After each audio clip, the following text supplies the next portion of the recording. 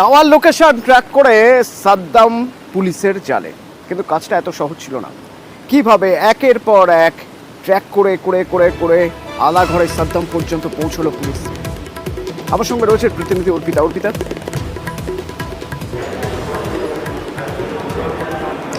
দেখো, পুলিশ সূত্র থেকে খবর যে এই সাদ্দাম এবং মান্নান যাদেরকে গতকালকে গ্রেপ্তার করা হয়েছে তাদেরকে মূলত কিন্তু যে তাদের যে মোবাইলের টাওয়ার লোকেশন সেই সূত্র ধরে এবং ম্যানুয়াল বেশ কিছু ইনফরমেশন মারফত তারা গ্রেপ্তার করেছে।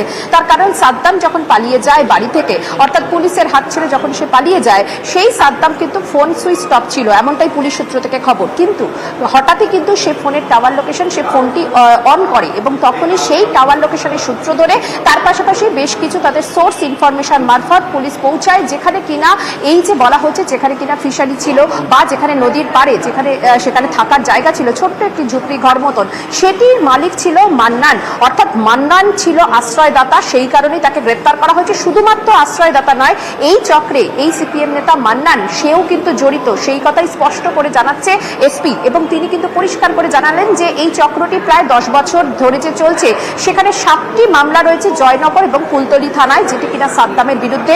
সেখানে পুরনো কয়েন বিক্রি থেকে শুরু করে চুল এবং বিভিন্ন যে মূর্তি বা নকল সোনা, এই সব কিছুরই কিন্তু কারবার করতো এই সাদ্দামের যে চক্র রয়েছে, যেখানে কিনা 12 থেকে 14 জন এখনো অব্দি রয়েছে এবং সেই চক্রে কয়েকজন অ্যারেস্ট হলো। এখনো অব্দি অনেকেই কিন্তু অধরা রয়েছে, সাদ্দামের ভাই এখনো অব্দি অধরা রয়েছে। পুলিশ আধিকারিকরা যেটা জানাচ্ছেন যে এই চক্রে গতকালকে এর আগে যখন 1 তারিখে কমপ্লেন হয়, সেই কমপ্লেনে জানা যায় যে চুল কিনতে আসবে বলে একজন আসেন এবং 12 লক্ষ টাকা দেওয়া হয়। কিভাবে মোডাস অপারেন্ডি করা হতো, সেক্ষেত্রে পুলিশ প্রাইমারিলি যেটা জানাচ্ছে যে 12 লক্ষ টাকা কিন্তু দেওয়া বা টাকা দিলেও কিন্তু তারা সেই জিনিসটি পেত না। এরপরেই তারা কমপ্লেন করে জয়নগর থানায় এবং তারা জানতে পারে কুলতলি এলাকায় সাদ্দামের সেখানে বাড়ি। সেখানে যেতেই সাদ্দামের ভাই যখন সাদ্দামকে যখন আটক করে নিয়ে আসা হয়, সেই সময় কিন্তু নিয়ে আসার সময় এই গুলি করে তার ভাই, তখনই সেখান থেকে সাদ্দাম চম্পট দেয়। তারপরেই পুলিশ কিন্তু সেখান থেকে 2 জন মহিলাকে গ্রেপ্তার করে এবং তারপরে আমরা জানি আফতার এবং আরো 2 জন গতকালকে কিন্তু অ্যারেস্ট করা হয়। এক সাদ্দাম এবং তাকে যে আশ্রয়দাতা এবং এই চক্রে অন্যতম জড়িত এবং এই গ্যাংয়ের মধ্যে যে রয়েছে সেই মান্নান, সেই মান্নানকেও কিন্তু গ্রেপ্তার করে পুলিশ। এবং পুলিশ আধিকারিকরা জানাচ্ছে এই চক্রে মোট 12 থেকে 14 জন রয়েছে। এদের কিভাবে মোডাস অপারেন্ডি ছিল, কিভাবে তারা অপারেট করতো, শুধুমাত্র 7টি কেস এখনো অব্দি হয়েছে, কিন্তু এছাড়াও আরো কোনো কেস রয়েছে কিনা, কারণ অনেক ব্যবসায়ী তারা কমপ্লেন করতেন না। ফলে গোটা বিষয়টা জানার জন্য এবং আর্মস রিকভারি করার জন্য তারা কিন্তু আজকে পুলিশ হেফাজতের জন্য আবেদন জানাবে। ইতিমধ্যেই এই আজকে অর্থাৎ গতকালকে যে 2 জনকে গ্রেপ্তার করা হয়েছে তাদেরকে আজকে আদালতে পেশ করা হবে এবং নিজেদের হেফাজতে নিয়ে এই আর্মস রিকভারির জন্য এবং মোডাস অপারেন্ডি জানার জন্য চেষ্টা করবে বারুইপুর জেলা পুলিশ। ধন্যবাদ। পরশুদিন 16 তারিখে আফতাদুর সর্দার বলে একজন আছে, ওকে আমরা অ্যারেস্ট করি। আর গতকাল রাত গভীর রাত 1টার সময় আমরা রেড আমরা করি চুপড়িঝাড়াতে। ওখানে একটা আলাঘর পাওয়া যায়। ওখানে যে আমাদের ঠাকুর রানী নদী আছে, ওর পাশে যে আলাঘর ফিশারি, ওই ফিশারির মালিক হচ্ছে মান্নান খানের 3-4টে আলাঘর ছিল। ওর একটা আলাঘরে শেল্টার নিয়ে বসেছিল আর মান্নান, মানে সাদ্দাম সর্দার আর মান্নান দুজনেই শেল্টার নিয়ে বসেছিল। আমরা খবর পেয়ে ওখানে আমরা গিয়ে রেড করে আমরা 2 জনকেই অ্যারেস্ট করি। এই 2 জনেরই ক্রিমিনাল ইনসিডেন্টস আছে। আর ফাইনালি আমরা যেটা করেছি, এদিকে এখন টোটাল এই কেসে 5 জন আমরা অ্যারেস্ট করেছি, আজকে ফরওয়ার্ড করে আলটিমেটলি আমরা এই মেইন যে মাথা সাদ্দাম সর্দার, একে আমরা এখনো অ্যারেস্ট করতে পারলাম। আর এখন যেটা শৈরুল যে আছে এখনো পলাতক আছে, আমরা চেষ্টা করছি যত শীঘ্রই হোক আমরা একে অ্যারেস্ট করব। এই যে আমরা ফাঁকা এলাকায় রয়েছি, ডান দিকে রয়েছে ঠাকুরার নদী এবং বাঁ দিকে রয়েছে বড় বড় ফিশারি। এই ফিশারির মধ্যেই যে আলাঘর, এই আলাঘর থেকেই তাকে গ্রেপ্তার করে কুলতলি থানার পুলিশ। এবং এই যে আলাঘর, সেই আলাঘরে থাকার জন্য সাদ্দামের সমস্ত রকম ব্যবস্থা করে দিয়েছিল এই বাম নেতা, এমনটাই পুলিশ সূত্রে খবর।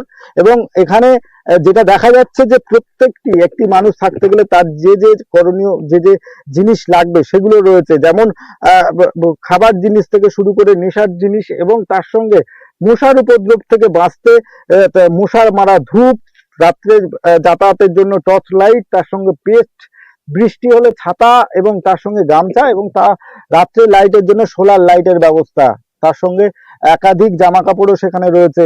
তা এর পাশাপাশি যদি কেউ অতর্কিত চলে আসে তার হামলা চালানোর জন্য ধারালো অস্ত্রও এখানে মজুদ ছিল। এই যে আলাঘর, সেই আলাঘর থেকে কিছুটা দূরে যে আরো একটি আলাঘর দেখা যাচ্ছে, সেই আলাঘর থেকে বাম নেতা মান্নান খানকে গ্রেপ্তার করে। এই মান্নানের সঙ্গে কি যোগ রয়েছে এই পাচার চক্রের মূল পান্ডা সাদ্দামের, তা খতিয়ে দেখার জন্য ইতিমধ্যেই পুলিশ দফায় দফায় জিজ্ঞাসাবাদ শুরু করেছে ধৃত বাম নেতা মান্নান খান এবং তার সঙ্গে সাদ্দাম সর্দারের। কুলতলি থেকে রফিকুল ঢালির সঙ্গে অর্পণ মণ্ডল, নিউজ 18 বাংলা। কার আলাঘর থেকে পাওয়া গেল? মান্নানের। এই মান্নানের সঙ্গে সম্পর্কটা ঠিক কেমন ছিল সাদ্দামের? সম্পর্ক ব্যবসায়িক নাকি ভরসার একটা জায়গা, একটা শেল্টার, যে জন্য ঘুরে ফিরে সেই মান্নানের কাছে গিয়ে পৌঁছতে হলো সাদ্দামকে, এবং মান্নানও চোখ কান বুঝে সাদ্দামকে শেল্টার দিলেন। সব কিছু জেনে শুনেও কি পরিস্থিতি, পুলিশ কিভাবে হন্য হয়ে খুঁজছে জানার পরেও অর্পিতা কি মনে হয়? অর্পণ কি মনে হয় দুজনের মধ্যে রিলেশনটা ঠিক কি ছিল? দেখো, পুলিশ সুপার তিনি জানাচ্ছেন গত 1 বছর ধরে তার সঙ্গে রিলেশন রয়েছে, এটা পুলিশের কাছে সে স্বীকার করেছে। পুলিশের যেটা প্রাথমিকভাবে মনে করছে যে এই মান্নান এবং তার সঙ্গে অবশ্যই যে সাদ্দাম সহ একাধিক যে ব্যক্তি রয়েছে যারা প্রতারণার মামলার সঙ্গে যুক্ত, প্রত্যেকের সঙ্গেই এই মান্নানের একটা যোগ রয়েছে। কারণ এই মান্নানের যে বিস্তীর্ণ এলাকা, সেই এলাকায় তারা শেল্টার নিতে পারতেন। তুমি নিশ্চয়ই যে আলাঘরগুলোর ছবি আমরা দেখাচ্ছি দর্শকদের, এবং সেখানে দেখবে যে পুরো এলাকাটাই কিন্তু নির্জন, সেখানে একমাত্র মৎস্যজীবী ছাড়া আর কেউ সেখানে পৌঁছান না। অর্থাৎ স্বাভাবিকভাবেই সেখানে নির্জনে এক গোপন ডেরায় বেশ কয়েকদিন, কেন কয়েক মাস কাটানো যাবে। পুলিশ যখনই এইসব এলাকায় গিয়ে অভিযান চালাবে, তারা একদিকে যখন যদি নদীপথ থেকে পুলিশ আসে তাহলে তারা জলাজমি দিয়ে গ্রামের মধ্যে, আবার গ্রামের মধ্যে থেকে যদি পুলিশ আসে তাহলে তারা গভীর জঙ্গলে যেতে পারবেন।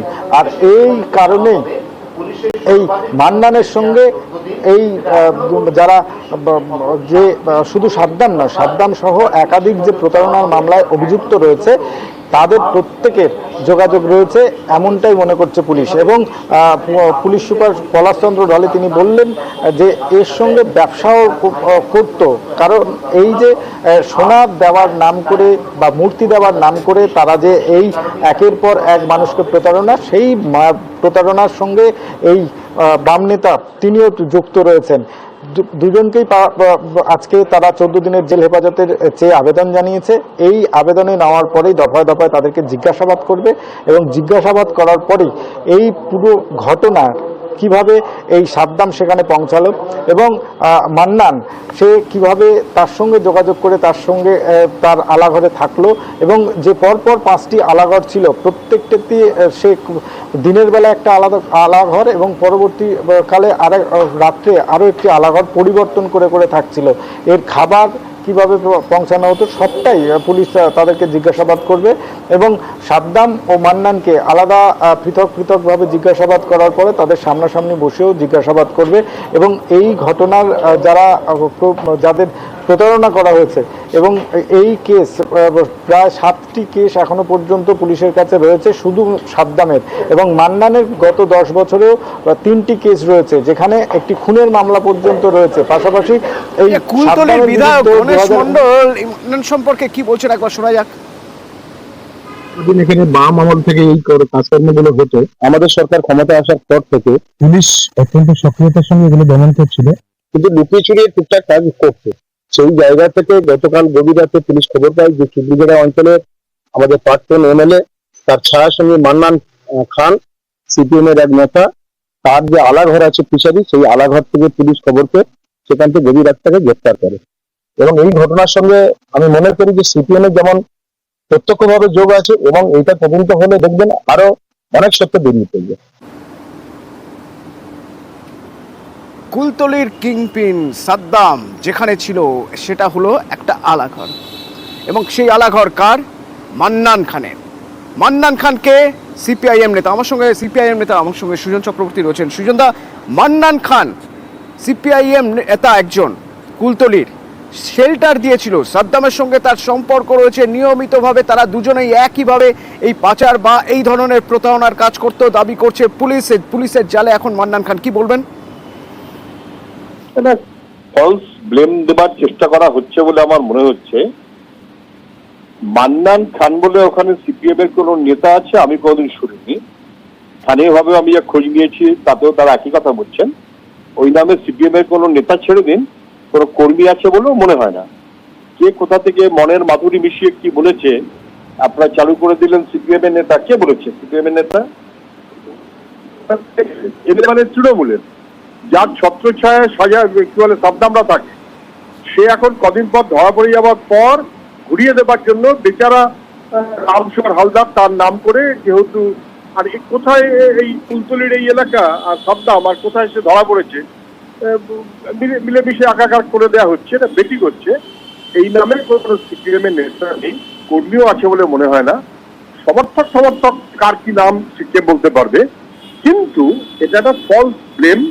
আসলে সাদ্দামকে সাহায্য করার জন্য, বাঁচাবার জন্য অভিযোগটা করছে, যিনি নিজে বিশাল জমা ভালো করে সাদ্দামদের সাহায্য নিয়েছেন এমএলএ, তিনি অভিযোগ করছেন অতএব সিপিএম হয়ে গেল। এসব বোকা বোকা কথা, কোনো মানে নেই। আচ্ছা, ধন্যবাদ।